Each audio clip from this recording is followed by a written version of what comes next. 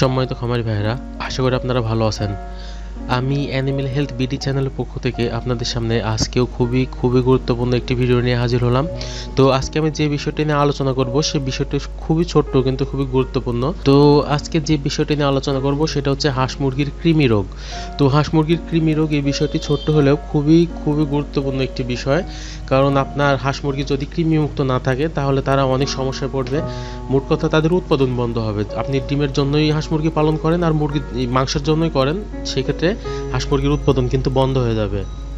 তো সম্মানিত খামারি ভাইরা, আমি আজকের আমার এই ভিডিওতে হাঁস মুরগির কৃমি রোগ নিয়ে আলোচনা করব, রোগের লক্ষণ, প্রতিকার, এই বিষয়গুলো বুঝিয়ে বলবো।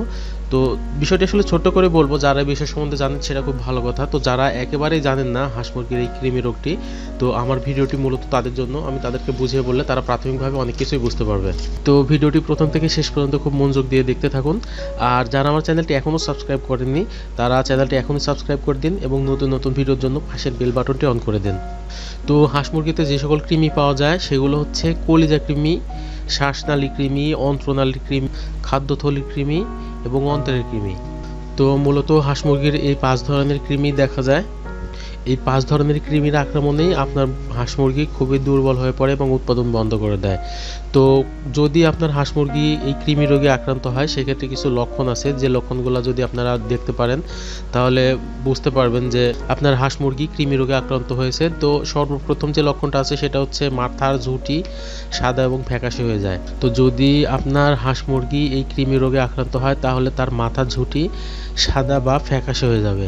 আর হাঁস মুরগির অন্ত্রনালীতে যদি কৃমির পরিমাণ বেশি হয় তাহলে অন্ত্রনালীর যে ছিদ্র আছে এই ছিদ্রটা কিন্তু আস্তে আস্তে বন্ধ হয়ে যাবে। যদি এই হাঁস মুরগির অন্ত্রনালীর ছিদ্র বন্ধ হয়ে যায় সেক্ষেত্রে হাঁস মুরগি মারা যেতে পারে। তাছাড়া আরও লক্ষণ আছে, দেখবেন যে আপনি অনেক ভালো খাবার খাওয়াচ্ছেন আপনার হাঁস মুরগিকে, কিন্তু তারপরেও হাঁস মুরগির স্বাস্থ্যের উন্নতি হচ্ছে না, বরঞ্চ স্বাস্থ্যের অবনতি হয়ে যাচ্ছে। সেক্ষেত্রে আপনাকে বুঝতে হবে আপনার হাঁস মুরগি কৃমি দ্বারা আক্রান্ত হয়েছে। তো যে সময় হাঁস মুরগি কৃমি দ্বারা আক্রান্ত হবে সেই সময় হাঁস মুরগি খুব দ্রুত শুকিয়ে যাবে এবং যদি ডিম দিতে থাকে তাহলে সেই হাঁস মুরগি ডিম দেওয়া বন্ধ করে দিবে। আর অনেক সময় দেখবেন যে শুকাতে হাঁস মুরগি একসময় দুর্বল হয়ে মারা যাবে। আরও লক্ষণ আছে, যেমন অনেক সময় দেখবেন যে আপনার মুরগির কিন্তু অকারণে পাতলা পায়খানা হতে পারে। তো এই পাতলা পায়খানার প্রকোপটা কিন্তু দিন দিন বাড়তে থাকে। আর পাতলা পায়খানা হতে কিন্তু একসময় দেখবেন যে পায়খানার সাথে রক্ত বের হয়। তো এই রক্ত বের যখন হয় পায়খানার সাথে, সেই কিছু সময় যদি আপনি লক্ষ্য করে দেখেন যে পাতলা পায়খানার সাথে কিন্তু কৃমি আছে। তো এটা কৃমি দেখার এবং বোঝার অন্যতম একটি উপায় যে আপনার মুরগির যখন পাতলা পায়খানা হবে, হাঁস এবং মুরগির যখন পাতলা পায়খানা হবে, তো সেই সময় যদি আপনি একটু লক্ষ্য করেন তাহলে কিন্তু আপনি দেখতে পারবেন যে আপনার মুরগির পায়খানার সাথে কৃমি দেখা যাচ্ছে। তো সর্বশেষ কথা হলো, হাঁস মুরগি মারা যাবার আগে একেবারে রক্তশূন্য হয়ে পড়বে যদি আপনার হাঁস মুরগি কৃমি রোগে আক্রান্ত হয়। তো আসলে এই হাঁস মুরগির কৃমির জন্য কোনো টিকা নেই। তো বাজারে কিছু পাউডার আছে, আপনারা সেগুলো ব্যবহার করতে পারেন। যেমন এসিআই কোম্পানির একটি পাউডার আছে, এসকারেক্স, এবং রেনেটো কোম্পানির একটি পাউডার আছে, ভালো পাউডার এটাও, এভিনেক্স। তো আপনারা যে কোনো একটি মেডিসিন ব্যবহার করতে পারেন, এসিআই কোম্পানির এসকারেক্স অথবা রেনেটো কোম্পানির এভিনেক্স। তো এই পাউডারগুলোর দাম খুবই কম, আপনারা বাজার থেকে কিনে এটি ব্যবহার করতে পারেন।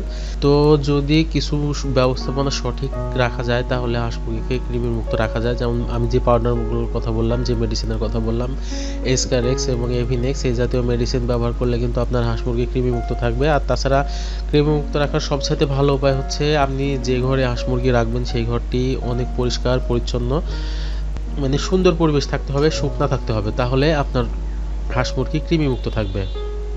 তো আজকের এই বিষয়টি আসলে ছোট্ট বিষয় ছিল কিন্তু খুবই গুরুত্বপূর্ণ বিষয় ছিল। আমি জানি যে অনেকেই বিষয়টি জানে না, তো যারা জানে না তাদের কাজে আসবে। আর যারা জানে তারা হয়তো আমার সাথে অনেক বেশি জানে, সেটা খুবই ভালো কথা। তো এগুলো নিয়ে কথা বাড়াবো না। ভিডিওটি দেখে যদি একটু ভালো লাগে তাহলে অবশ্যই একটি লাইক দিবেন এবং কমেন্ট করবেন কেমন লাগলো, ভালো লাগুক খারাপ লাগুক যাই লাগুক সেটা কমেন্ট করবেন। আর অনুরোধ করবো যাতে ভিডিওটি শেয়ার করেন, অন্য খামারিদের মাঝে শেয়ার করেন অথবা অন্য লোকের মাঝে শেয়ার করেন, তাহলে সকলে উপকৃত হতে পারবে। তো আপনাদের খামারের জন্য শুভকামনা জানিয়ে এবং আপনাদের সুস্বাস্থ্য কামনা করে আজকে এখানে রাখছি। ভালো থাকবেন। আল্লাহ হাফেজ।